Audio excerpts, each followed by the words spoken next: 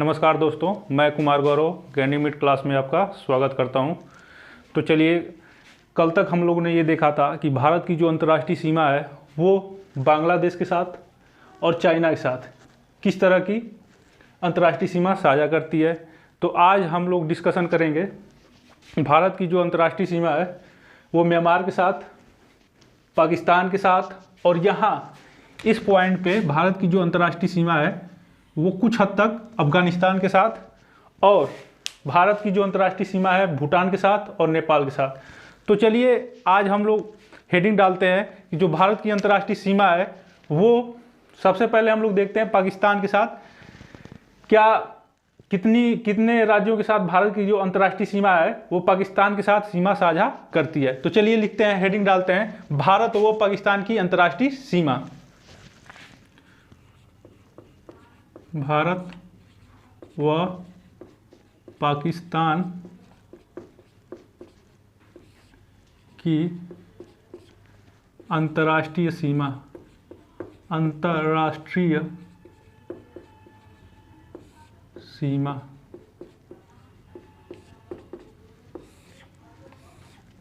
देखिए, जो भारत और पाकिस्तान की जो अंतर्राष्ट्रीय सीमा है, इस सीमा का निर्धारण रेडक्लिफ के द्वारा किया गया था। तो जो ये इस सीमा को कहते हैं, ये जो भारत की ये जो सीमा है, ये वाली जो सीमा आप लोग देख रहे हैं, ये जो सीमा है भारत की,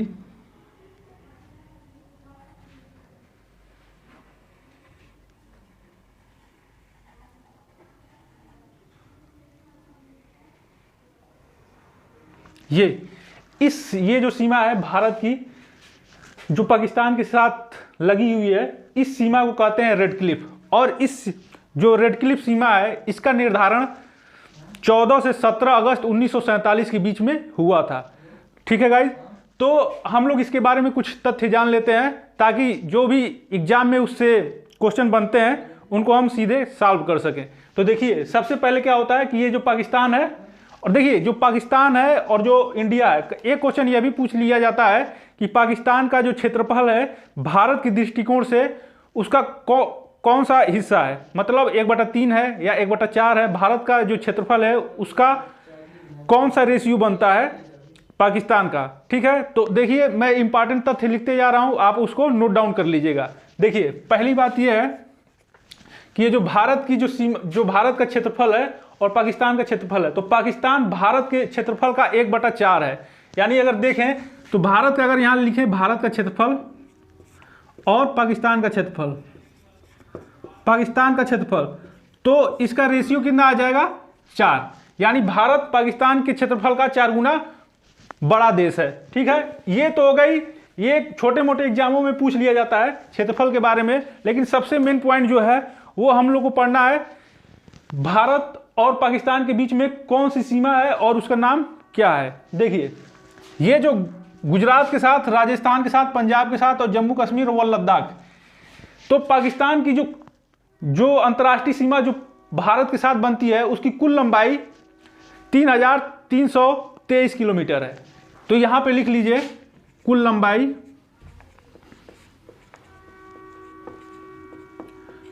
लंबाई ये हो जाती है 3323 किलोमीटर। तो भारत और पाकिस्तान के बीच की ये जो सीमा है, ये जो मैं ब्लैक कलर से दिखाया हूं इस पर, इसकी कुल लंबाई हो जाती है 3323 किलोमीटर। और इसी सीमा को कहते हैं रेडक्लिफ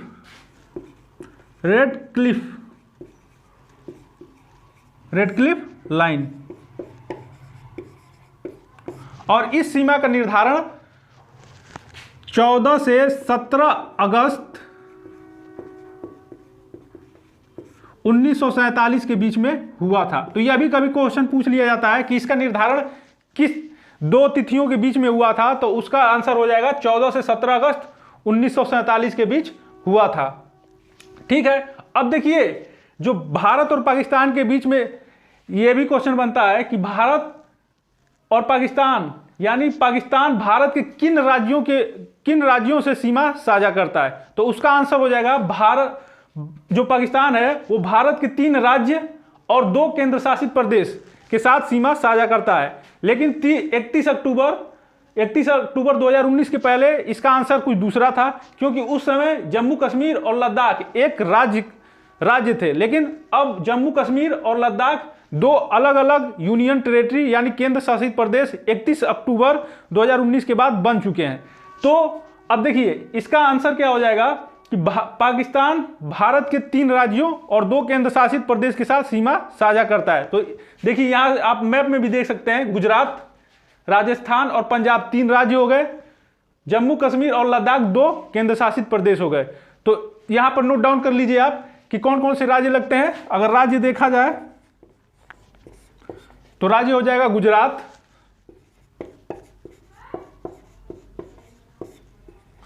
राजस्थान,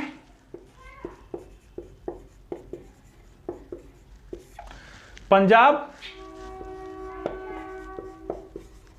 ये तो 3 राज्य हो गए, और 2 केंद्र शासित प्रदेश जम्मू कश्मीर और लद्दाख। तो JNK और लद्दाख।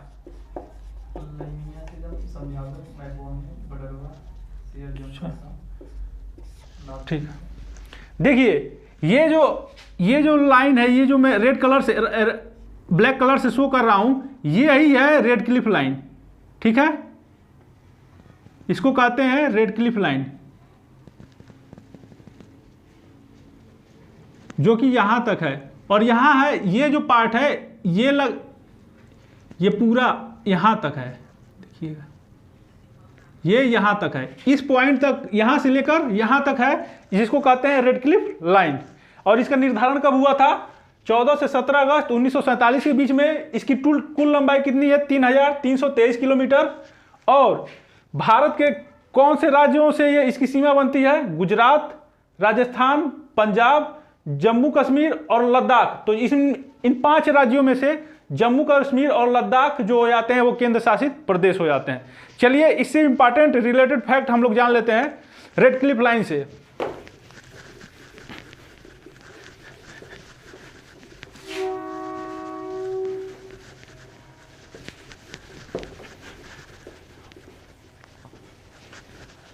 देखिए मैं एक यहां पे उत्तरी अक्षांश शो कर रहा हूं। ये जो यहां से एक उत्तरी अक्षांश पास होती है, जिसको कहते हैं 24 डिग्री उत्तरी अक्षांश। 24 डिग्री उत्तरी अक्षांश, और इसी को कहते हैं सर्क्रिक। इसी का दूसरा नाम है सर्क्रिक रेखा। देखिए ये जो मैं लिखा हूं 24 डिग्री उत्तरी अक्षांश या सर्क्रिक रेखा, ये भारत और पाकिस्तान के बीच में सबसे बड़ा भूमि विवाद है। यानी ये जो लाइन दिख रही है, ये 24 डिग्री उत्तरी अक्षांश मैं लिख दे रहा हूं, उत्तरी अक्षांश। ये जो रेखा है ये पाकिस्तान और गुजरात के बीचों बीच से होके, मतलब इसके बॉर्डर से होते हुए जाती है।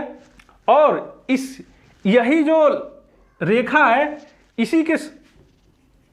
इसी के द्वारा पाकिस्तान और गुजरात के बीच में सीमा का निर्धारण किया गया था। लेकिन ये जो सर्क्रिक रेखा है, ये जो रेखा है ये पाकिस्तान और गुजरात के बीच में, यानी पूरे भारत के बीच में सबसे बड़ा विवाद का कारण बनी हुई है। क्योंकि पाकिस्तान कहता है कि ये जो रेखा है इसके अंदर, मतलब ये कुछ हिस्सा ये जो अंदर की ओर आ रहा है, पाकिस्तान कहता है कि ये हिस्सा मेरा है। लेकिन जो भारत कहता है कि ये जो लाइन गई है इसके दक्षिण का साइड, जो दक्षिण की सीमा है, ये पूरा भारत का है। तो ये एक विवाद है जो भारत और पाकिस्तान के बीच में है, और ये भारत और पाकिस्तान का सबसे बड़ा विवाद है। जम्मू कश्मीर से भी बड़ा विवाद तो यहां पर दिखता है, क्योंकि इसको अभी तक रिजॉल्व नहीं किया गया है।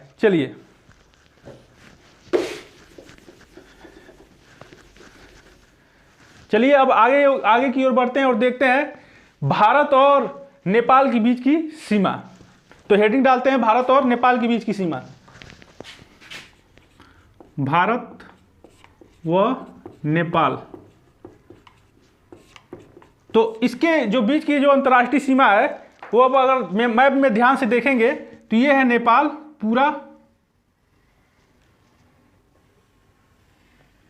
और अगर आप ध्यान से देखें तो नेपाल उत्तराखंड, उत्तर प्रदेश, बिहार, और ये जो वेस्ट बंगाल का ऊपरी वाला पार्ट है ये यहां पे टच करता है, यहां पे। तो ये वेस्ट बंगाल और ये सिक्किम, सिक्किम में नाथुला दर्रा में कल शो किया था, तो ये सिक्किम। तो सिक्किम, पश्चिम बंगाल, बिहार, उत्तर प्रदेश और उत्तराखंड, यानी भारत के कुल 5 राज्यों से सीमा साझा करता है नेपाल। तो चलिए, ये जो कुल लंबाई है, ये लंबाई 1751 किलोमीटर है। तो मैं यहां पे नोट डाउन कर दे रहा हूं, आप लोग नोट कर लीजिएगा कि कुल जो सीमा है 1751 किलोमीटर की है भारत और नेपाल के बीच में। और भारत नेपाल किन किन राज्यों से सीमा साझा करता है, वो हो जाएगा उत्तर प्रदेश, उत्तराखंड,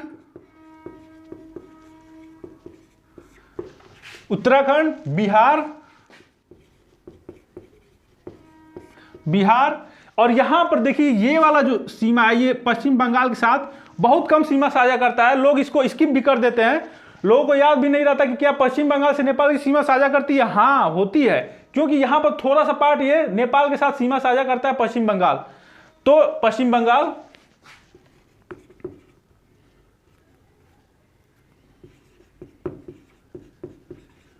और ये हो जाएगा भूटान। तो भूटान भी यहां पे सीमा साझा करता है, ये हो जाएगा भूटान। और देखिए, अभी आप लोगों ने करंट में पढ़ा होगा कि जो लिपुलेख और लिम्पियाधुरा विवाद है, लिपुलेख क्या है और लिम्पियाधुरा क्या है, मैं इसको बताता हूं। ये उत्तराखंड और नेपाल के बीच में ये सीमा विवाद का कारण बना हुआ है। नेपाल कुछ महीनों पहले ये कह रहा था कि ये जो भाग है ये लिपुलेख है और ये लिम्पियाधुरा, ये दोनों क्षेत्र नेपाल कह रहा था ये मेरा है।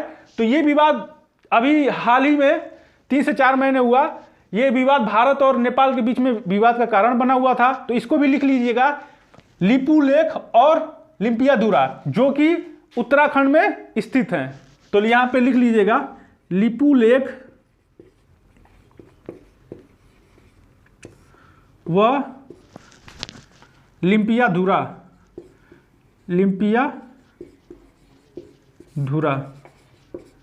ये विवाद पूछा जा सकता है कि लिपुलेख और लिम्पियाधुरा विवाद किन 2 देशों के बीच में है।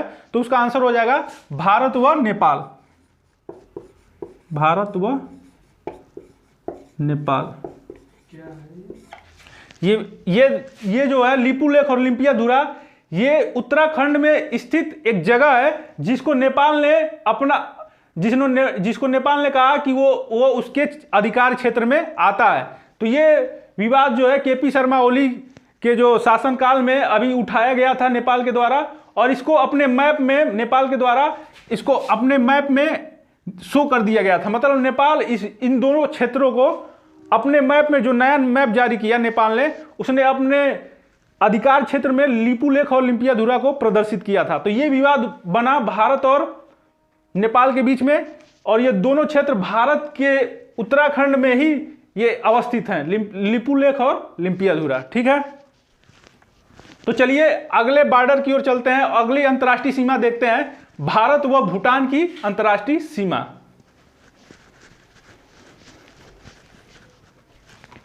देखिए, अगला हेडिंग हो जाएगा भारत व भूटान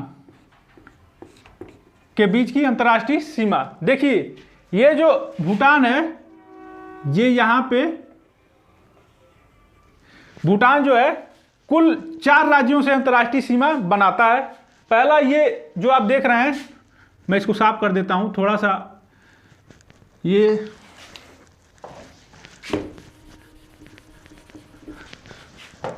देखिए,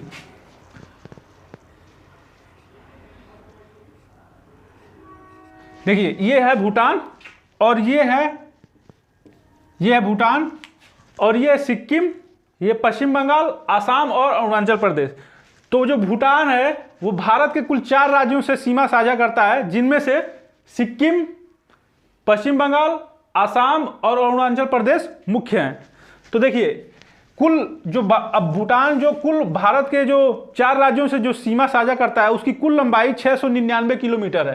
तो कुल लंबाई कितनी हो जाएगी? कुल लंबाई 699 किलोमीटर, 699 किलोमीटर। और किन किन राज्यों से सीमा साझा करता है? सिक्किम, पश्चिम बंगाल का ये वाला क्षेत्र, पश्चिम बंगाल, आसाम और अरुणाचल प्रदेश। तो इसको भी मैं नोट डाउन कर दे रहा हूं। देखिए, सिक्किम, पश्चिम बंगाल,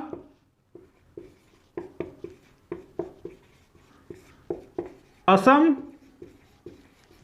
व अरुणाचल प्रदेश।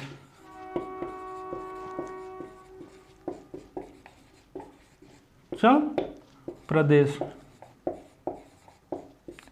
देखिए, एक क्वेश्चन भारत और भूटान से पूछा जाता है कि जो सिक्किम है, ये सिक्किम और भूटान के बीच में एक दर्रा अवस्थित है जिसको कहते हैं जेलेपला दर्रा। तो अभी ग्रेड 2 के एग्जाम में पूछा गया था कि सिक्किम और भूटान के बीच में कौन सा दर्रा अवस्थित है, तो उसका नाम हो जाएगा जेलेपला दर्रा। तो इसको मैं मैप में शो कर दे रहा हूं ताकि आप लोगों को समझने में आसानी हो। ये जो सिक्किम है और भूटान के बीच में एक दर्रा अवस्थित है, ये जो दर्रा अवस्थित है, ये दर्रा को कहते हैं जेलेपला दर्रा, जेलेपला दर्रा। तो जब भी आपसे पूछा जाए जेलेपला दर्रा के बारे में, तो जेलेपला दर्रा सिक्किम को भूटान से जोड़ता है, या भारत को भूटान से, कोई अगर इनडायरेक्टली क्वेश्चन पूछ लिया जाए अप्रत्यक्ष रूप से कि भारत को भूटान से कौन सा दर्रा जोड़ता है, तो उसका आंसर हो जाएगा जेलेपला दर्रा। और कल मैं बताया था कि सिक्किम को चाइना से कौन सा दर्रा जोड़ता है, तो नाथुला दर्रा। तो दो दर्रे जो हैं वो भारत के दृष्टिकोण से अति महत्वपूर्ण है। एक हो गया नाथुला दर्रा जो भारत के सिक्किम को चाइना से जोड़ता है, और एक हो जाता है जेलेपला दर्रा, जो जेलेपला दर्रा है वो भूटान को सिक्किम से जोड़ता है। तो ये हो गई समग्र बातें जो भारत और भूटान के अंतर्राष्ट्रीय सीमा से पूछी जाती हैं। तो चलिए हम लोग अगले देश के साथ देखते हैं कि कौन सा देश है जिसके साथ भारत की अंतर्राष्ट्रीय सीमा लगती है। तो देखिए, यहां पर आपको दिख रहा होगा ये वाला बॉर्डर, ये जो बॉर्डर है, ये बॉर्डर भारत का म्यांमार से सीमा साझा करता है। तो ये इस बॉर्डर की कुल लंबाई हो जाती है 1643 किलोमीटर। तो चलिए इस बॉर्डर के बारे में बात करते हैं।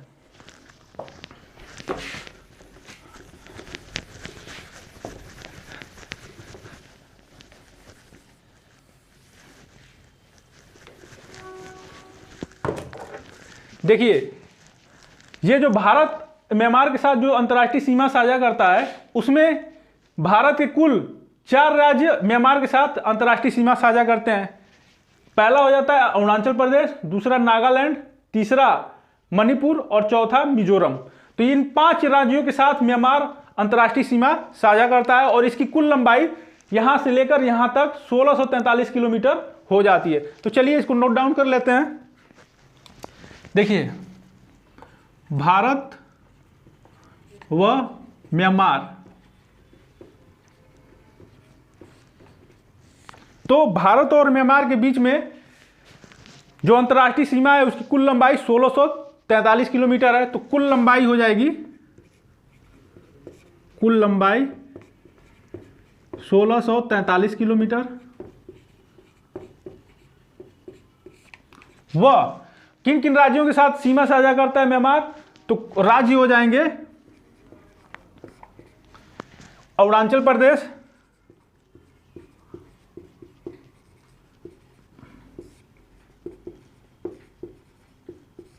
दूसरा हो जाएगा नागालैंड, तीसरा हो जाएगा मणिपुर, और चौथा राज्य हो जाएगा मिजोरम। तो ये हो गए कुल राज्य जिनके साथ म्यांमार भारत के राज्यों के साथ अंतर्राष्ट्रीय सीमा साझा करता है। देखिए, इस सीमा से एक बहुत ही इंपॉर्टेंट क्वेश्चन पूछा जाता है जो कि तुजु दर्रा। तो तुजु दर्रा के बारे में एक क्वेश्चन पूछा जाता है कि तुजु दर्रा भारत के किस राज्य को म्यांमार से जोड़ता है। तो जो तुजु दर्रा की अवस्थिति है वो मणिपुर में है, और ये जो तुजु दर्रा है मणिपुर को म्यांमार से जोड़ता है। तो ये तुजु दर्रा यहां पर अवस्थित है, और इसका नाम हो जाता है तुजू दर्रा। यहाँ पे लिख लीजिएगा आप लोग, तुजू दर्रा।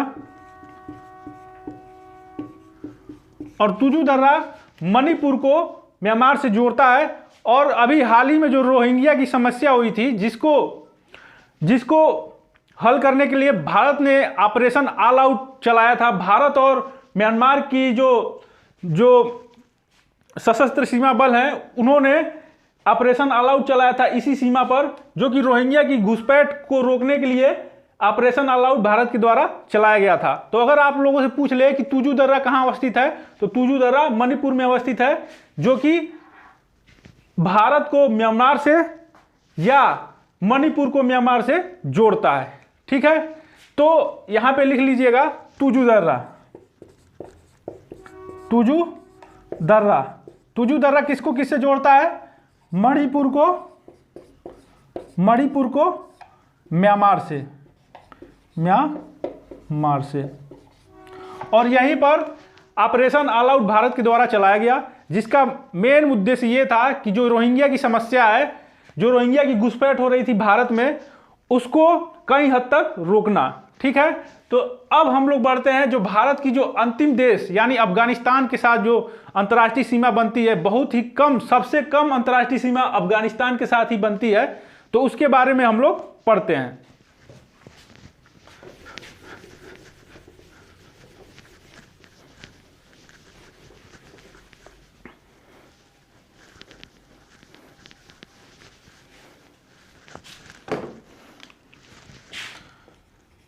भारत व अफगानिस्तान।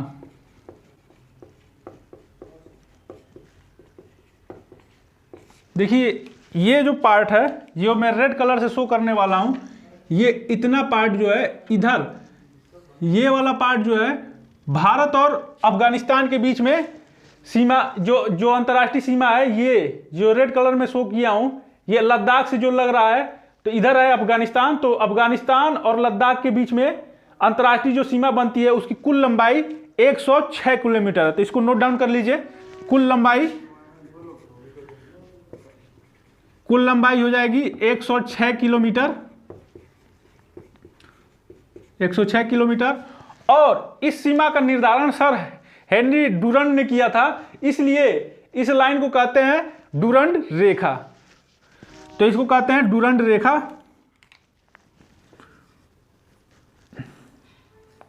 डुरंड